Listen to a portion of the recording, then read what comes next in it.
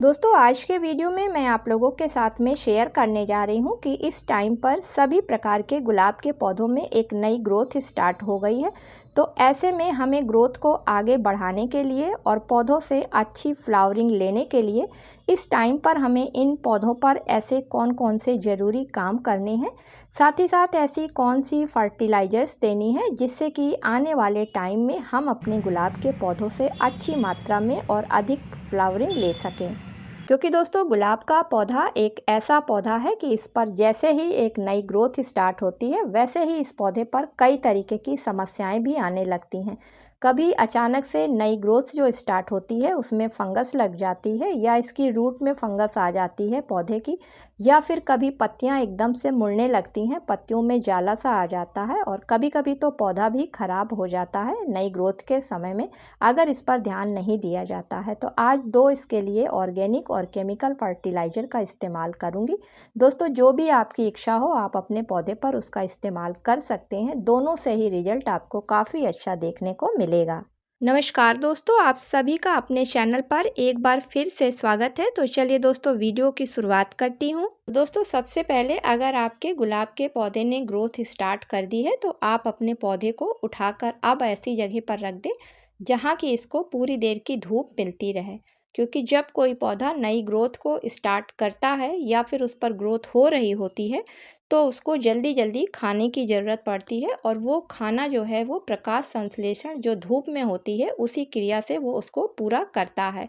तो इसलिए गुलाब के पौधे को उठाकर पूरी धूप वाली जगह पर रख दें तो आप देखेंगे कि आपके गुलाब के पौधे की ग्रोथ और तेज़ी से होनी शुरू हो गई है। इसके अलावा दोस्तों जब पौधे पर नई ग्रोथ स्टार्ट हो रही होती है तो पौधे को फर्टिलाइज़र की काफ़ी ज़रूरत पड़ती है। वैसे भी गुलाब का पौधा एक ऐसा पौधा है जिसको कि जल्दी जल्दी फर्टिलाइज़र की ज़रूरत पड़ती है और अगर इसको समय से फर्टिलाइज़र नहीं दी जाती है तो गुलाब के पौधे की मिट्टी एल्कलाइन हो जाती है, यानी कि क्षारीय हो जाती है और क्षारीय मिट्टी जो है वो मिट्टी के पोषक तत्वों को पूरी तरीके से पौधे तक नहीं पहुंचा पाती है, जिसके कारण पौधे की ग्रोथ भी रुक जाती है और पौधे की पत्तियां पीली होकर नीचे गिरने लगती हैं क्योंकि उस मिट्टी में पोषक तत्वों की काफ़ी कमी हो जाती है।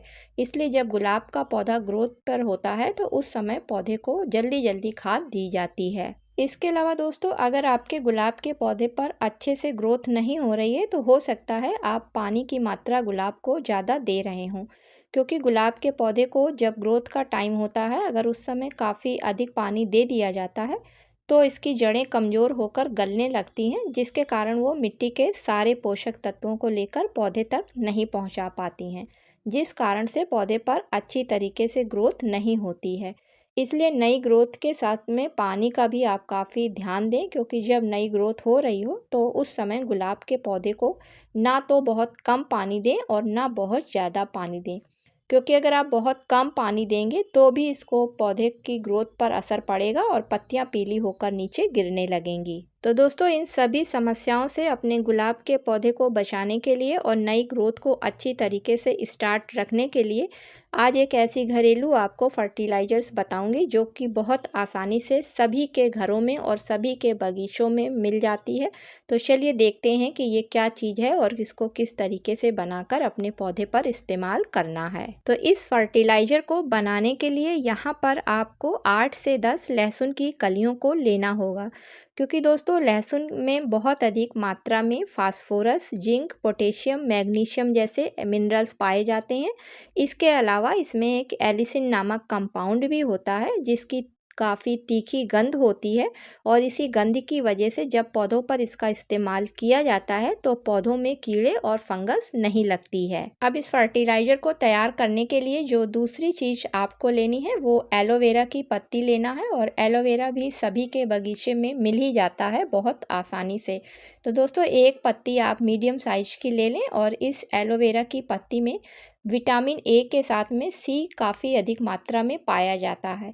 इसके अलावा इसमें जो है calcium, iron, magnesium, phosphorus, sodium, zinc के साथ साथ कॉपर और मैग्नीज जैसे भी मिनरल्स पाए जाते हैं। और कॉपर और मैग्नीज और जिंक का काम होता है मिट्टी को फर्टाइल बनाना।